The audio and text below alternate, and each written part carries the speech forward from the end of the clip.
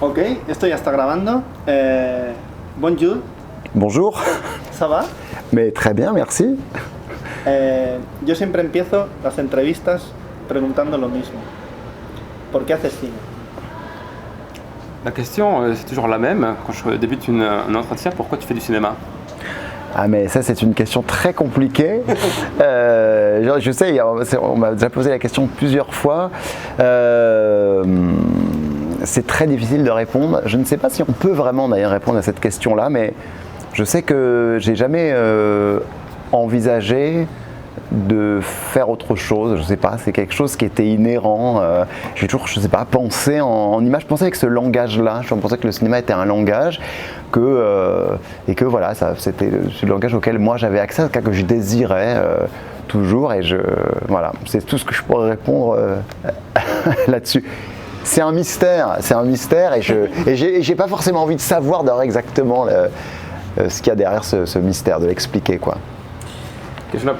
Es una pregunta muy complicada que me la han planteado ya muchas veces, es difícil y que no sé si tiene una respuesta o no, pero de hecho yo nunca me he planteado otra cosa. El lenguaje cinematográfico es el lenguaje en el que yo siempre he pensado, he deseado.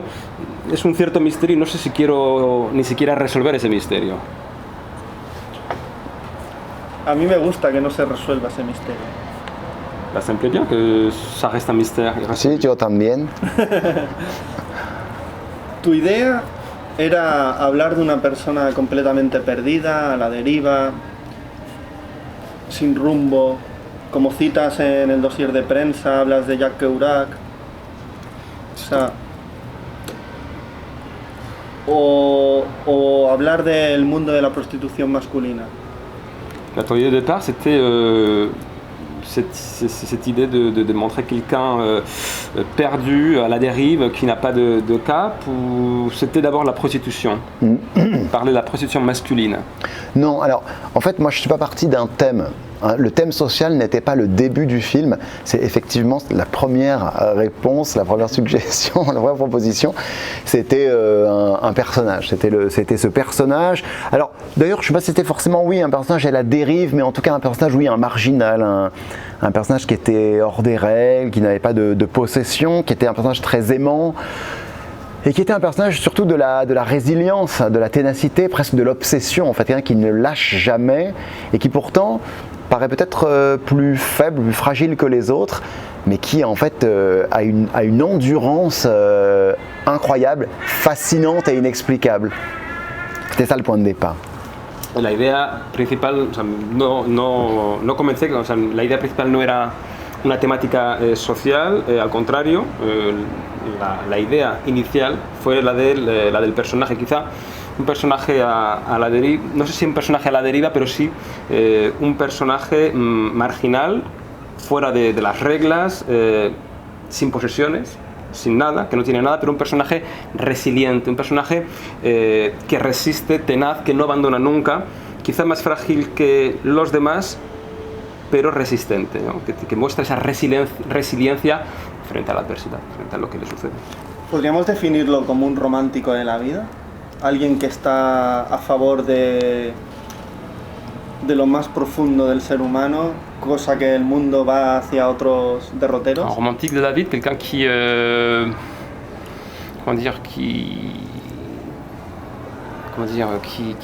fait plus attention à ce qui est le plus profond, alors que les autres sont plus dans la surface des choses. Quelqu'un de... Es una pregunta, ¿eh? Non, mais... réflexion. Non, je ne sais pas si les autres sont plus dans la surface, mais en tout cas on voit bien que que le personnage principal, lui, est un personnage qui a cette envie, cette force de vie en fait qu'il a en lui, qui fait qu'il ne juge jamais en fait la situation dans laquelle il est. C'est pas un personnage de jugement, c'est pas un personnage qui se plaint de sa situation. C'est quelqu'un qui vit, en fait, j'ai l'impression qu'il ne connaît pas d'autre forme de vie, moi, c'est tout.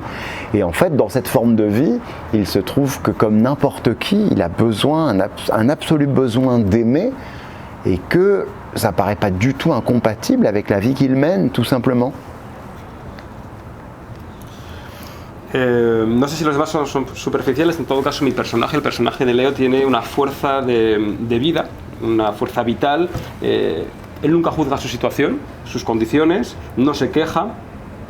Él vive y no conoce otra forma de vida que la que él lleva. Y como cualquier otro tipo de persona, lo que tiene es una necesidad de amar, y eso no es incompatible con el modo de vida que él lleva. Porque tu personaje es alguien que existe o es producto de tu imaginación? Non, le personnage, alors c'est pas une personne que j'ai rencontrée, mais c'est un ensemble, plusieurs personnes, puisque j'ai rencontré beaucoup en fait de travailleurs qui travaillaient dans la rue, qui se vendaient dans la rue, et pendant pas mal d'années. Parce que j'ai travaillé, en fait, j'ai rejoint une association en fait à Paris qui travaillait avec les garçons de la rue, et voilà. Et donc finalement, c'était voilà un ensemble. Le personnage reste un personnage de fiction, c'est un personnage inventé complètement, mais il y a quand même voilà, cette inspiration, ne serait-ce que justement cette force, cette solidité, la joie aussi de beaucoup de garçons que j'ai rencontrés, qui m'a beaucoup surpris. On ne s'attend pas comme ça quand on va comme ça sur le terrain, la prostitution masculine de rue. Moi je ne pensais pas que c'est là que j'allais trouver de la joie, une telle force. Et je pense que oui, ça a beaucoup inspiré le personnage, même si c'est vrai, c'est un personnage un peu mystérieux même pour moi. Parce que je pense qu'il est vraiment inventé, il est vraiment totalement fictionnel. No es, digamos que no es inspirado de una persona, sino de un conjunto de personas, de los trabajadores del sexo, porque él durante años ha colaborado con una asociación, y efectivamente el personaje de Leo reúne, ¿no?, los rasgos, las cualidades de ese conjunto de personas que él ha podido conocer, pero sí es un personaje inventado de ficción, que efectivamente para el que se ha inspirado de todas esas personas con las que ha estado en contacto, y se ha inspirado sobre todo de su fuerza, de la solidez de esos personajes, incluso también de su alegría, de la alegría que esos chicos pueden incluso mostrar en esas circunstancias, y que es algo que él a él mismo le ha sorprendido encontrar en ese medio que puede resultar un poco quizá hostil, personajes con esa fuerza, y sin duda eso le ha inspirado para el personaje de Leo, que incluso tiene algo de misterio, de misterioso, pero que no deja de ser un personaje de ficción. En todo el trabajo de campo que hiciste, conociendo la asociación, conociendo ese mundo tan sórdido, tan violento, ¿pensaste en, por ejemplo, hacer un documental como de ese tema? ¿O tu idea siempre era la ficción? No, alors ça a toujours été un désir. Dentro de que tu película, en muchos momentos, pues, parece un documental. O sea, a mí tú me dices que es un documental y yo me lo creo perfectamente. Oui. Y yo creo que eso es mucho mérito tuyo.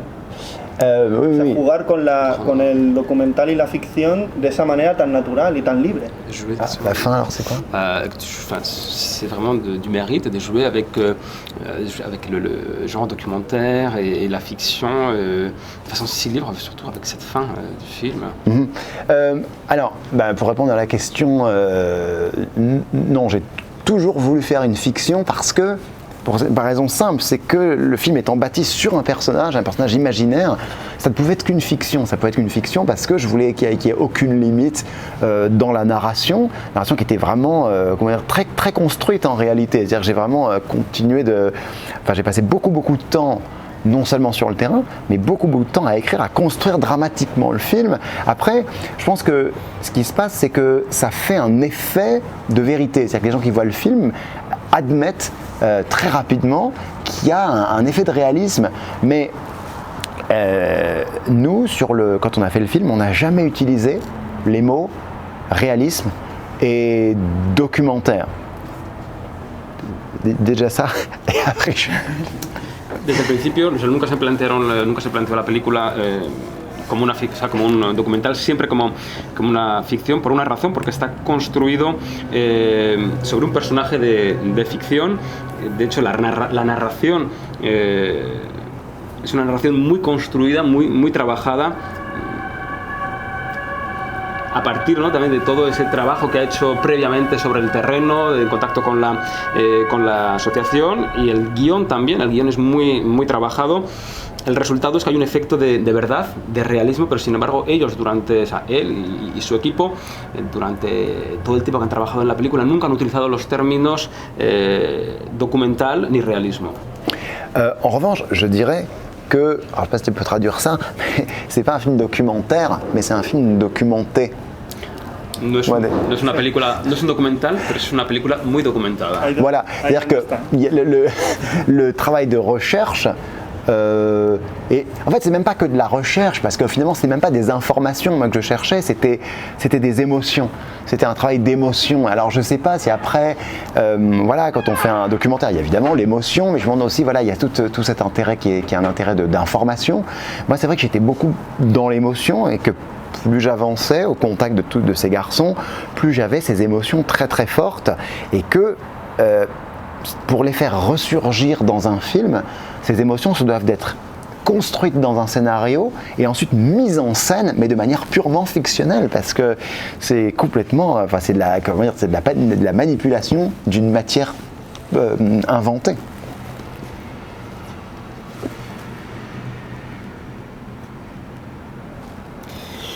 Que en realidad lo que no he hecho es un trabajo tanto de búsqueda de información como un trabajo de búsqueda de emociones, ¿no? Más la búsqueda de la emoción que de la información, y estos chicos efectivamente le han transmitido muchas emociones, y para mostrar en la película esas emociones eran necesarias construirlas en un guión, y de manera y a través de la ficción, ¿no? A través de la ficción, para poder manipular toda esa materia, que es una materia inventada.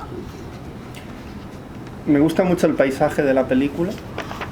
Me gustaría saber dónde es y si fue un trabajo de campo que tú encontraste o ya lo tenías en la cabeza cuando escribías la película. Il a beaucoup aimé le paysage, là où ça se passe. Comment ça se fait comment tu as travaillé pour trouver le lieu? Est-ce que c'était choisi dès le départ, ou comment ça se fait? Ah non, alors, en fait moi je pensais au début, nous, qu'on allait tourner à Paris, dans le Bois de Boulogne, puisque c'est là, c'est l'endroit que je connaissais. Et puis pour plein de raisons, on a tourné en fait en Alsace, à Strasbourg, où j'étais jamais allé de ma vie quand même. Et donc voilà, j'ai dû découvrir un endroit que je ne connaissais pas, et ça a été très très bénéfique. Bon, déjà outre le fait qu'on a été reçus merveilleusement à Strasbourg pour tourner ce film, c'était très intéressant que je sois moi aussi dans un lieu qui n'était pas connu, c'est-à-dire que je découvrais, je suis dans la découverte moi-même de ce lieu. Et on a fait tout un repérage en fait pour qu'on n'identifie pas la ville. C'est-à-dire que finalement, et ça qui était super à Strasbourg, c'est qu'il y a toutes sortes de décors à Strasbourg, je ne connaissais pas.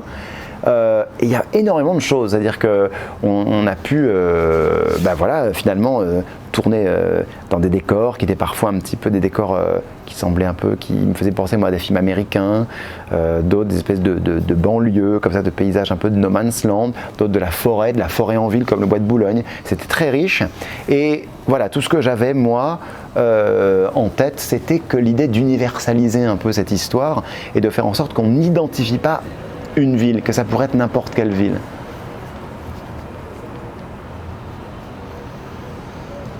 Que al principio la idea era rodar en París, en el Bois de Boulogne, que es donde él había hecho su trabajo de campo, pero al final, por razones distintas, se rodó en Estrasburgo, una ciudad en la que, por cierto, nunca había estado, o sea que para él ha sido también un descubrimiento el lugar, e incluso resultó benéfico y beneficioso para la película. Una ciudad donde además tuvo muy buena acogida, y que es importante, y para él era importante estar en un lugar que no conocía y poder descubrirlo. Y la idea también era mostrar un lugar, pero que no fuera identificable, ¿no? Que no fuera, que la ciudad no se pudiera identificar. Y Estrasburgo mostraba o ofrecía decorados múltiples, muchos lugares que le hacían pensar a otras películas, y eso para él era importante, ¿no? Lugares distintos, pero en una ciudad que no sea reconocible, porque la idea era en el fondo mostrar un lugar, o sea, era universalizar, ¿no? Sí. Universalizar lo que mostraba la película.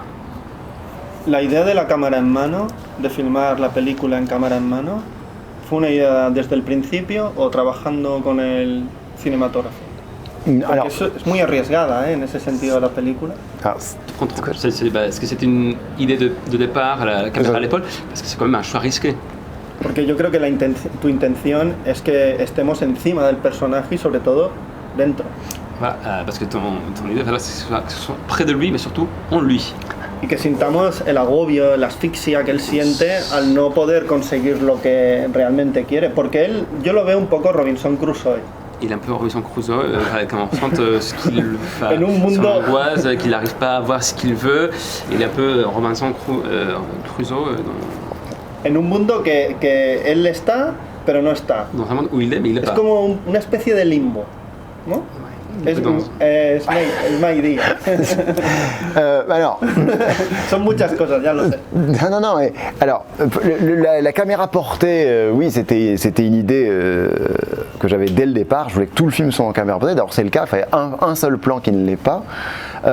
Parce que c'était pas du tout d'ailleurs une intention documentaire. Les gens, ils associent très souvent la caméra portée au documentaire, alors que moi, ce que je trouve très intéressant avec cette caméra portée, c'est que c'est une caméra d'énergie, c'est une caméra de vie, c'est-à-dire c'est une manière de filmer très organique, parce que ça permet d'être très très sensible à la moindre vibration, à la précarité, comme ça, un monde qui est très très vacillant.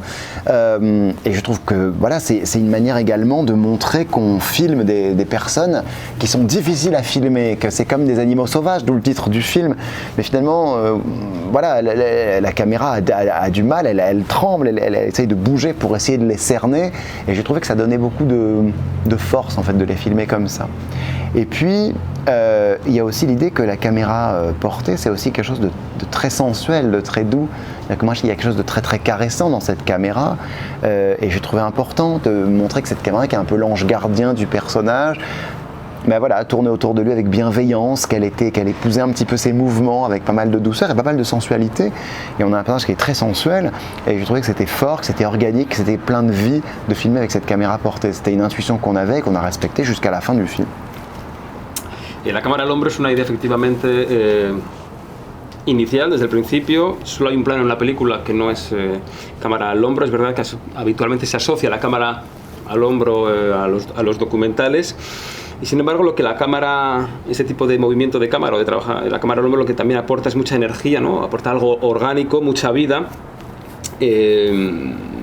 Permite también ser muy sensible a todos los movimientos, a todas las vibraciones.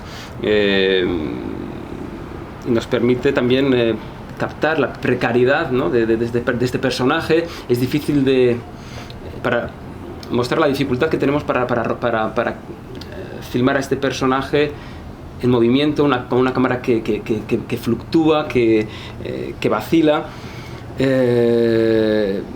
Porque son personas difíciles, ¿no? Son personajes difíciles de filmar, son salvajes, son personajes salvajes.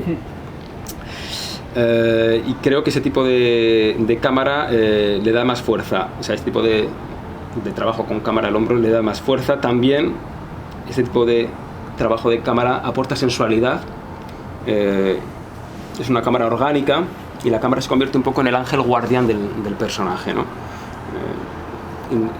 Y al final tenemos un personaje eso, sensual y fuerte también. Me gusta que comentes lo de orgánico, porque para mí la película es como un organismo vivo, que no para de moverse, de sentir. En ese sentido, creo que la cámara al hombro es fantástica, porque el personaje protagonista, ¿por qué le das la oportunidad a este señor?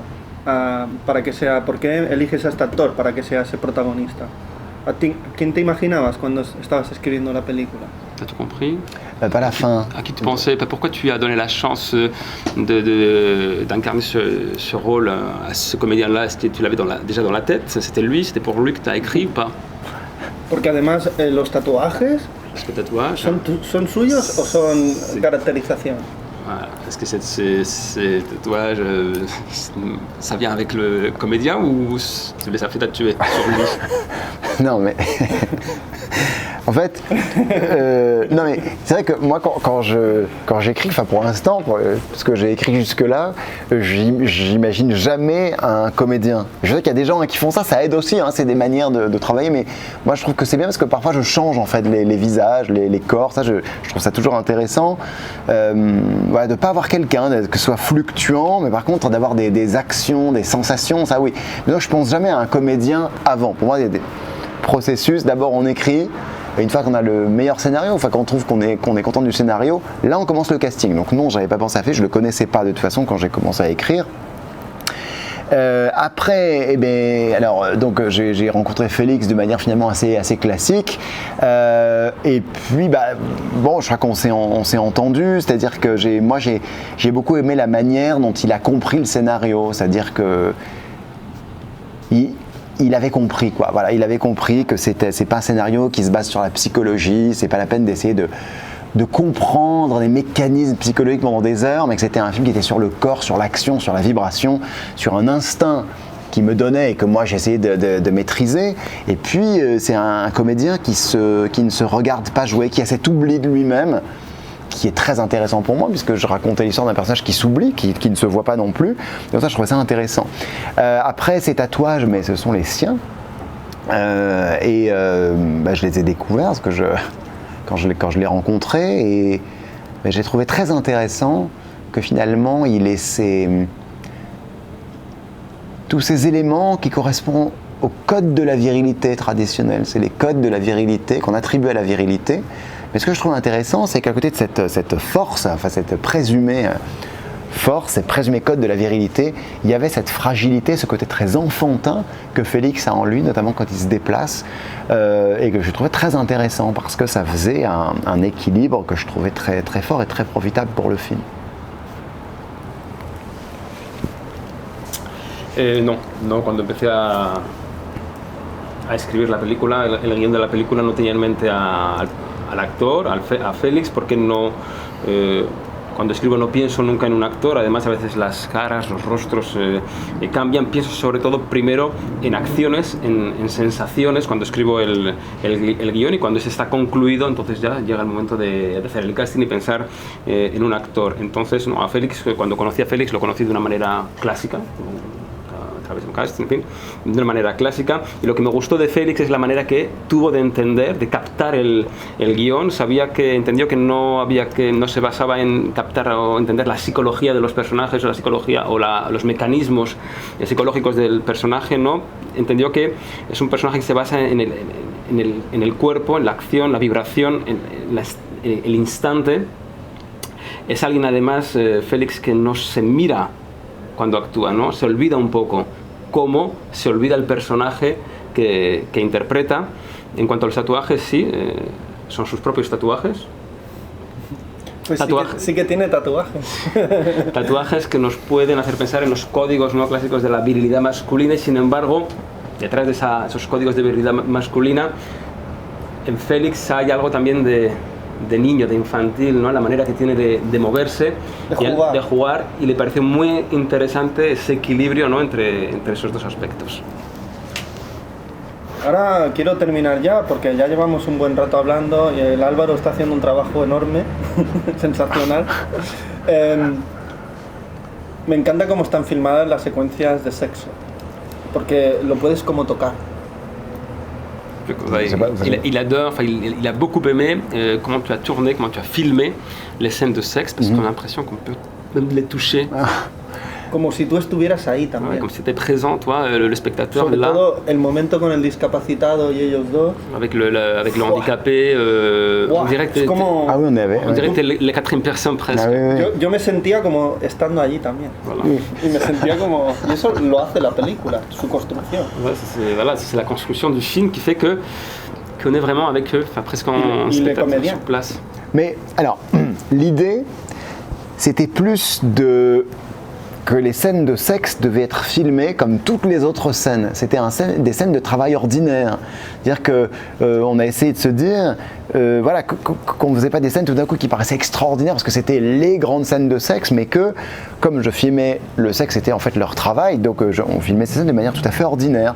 Donc on a essayé de faire en sorte qu'il y ait une continuité dans toutes les scènes du film, où finalement on filmait en fait de la même manière les scènes de sexe.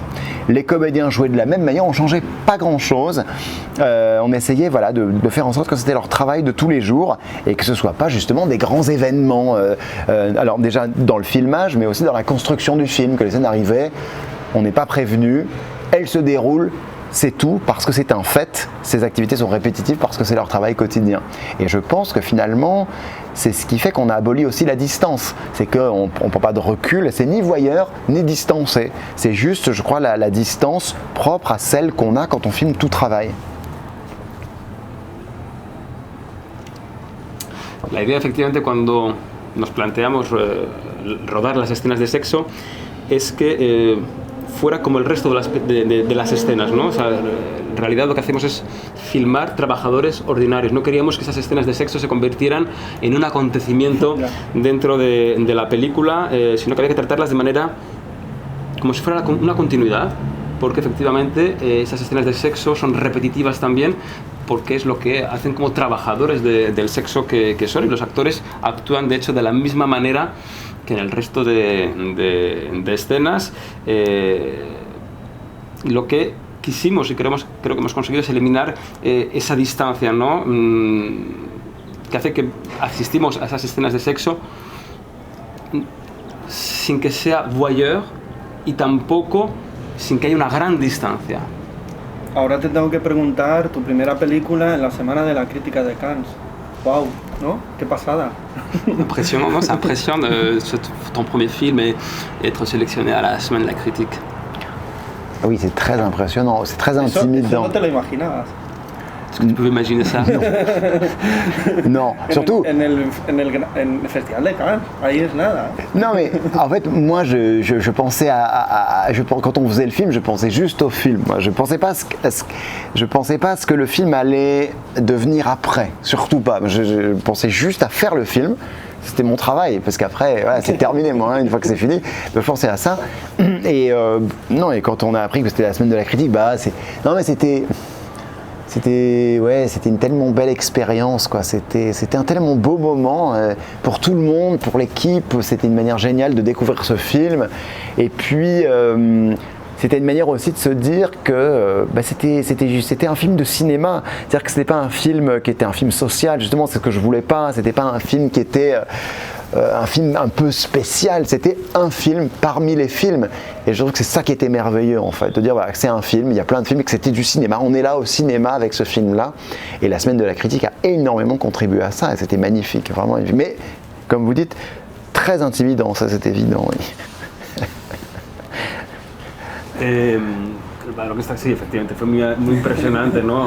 Y saber, ¿no?, que la película era seleccionada en la Semaine de la Critique, pero desde luego cuando trabajé en la película, escribí el guión o hice la peli, en ningún momento pensé en el camino que podría recorrer la película, en que podría convertirse, no, solo pensaba en la película. Pero efectivamente ir a Cannes, hasta la Semana de la Crítica, fue una hermosa experiencia, un gran momento, y sobre todo hacer una película, o sea, presentar una peli que era una película de cine, no era una película social, sino una película más, entre otras tantas, y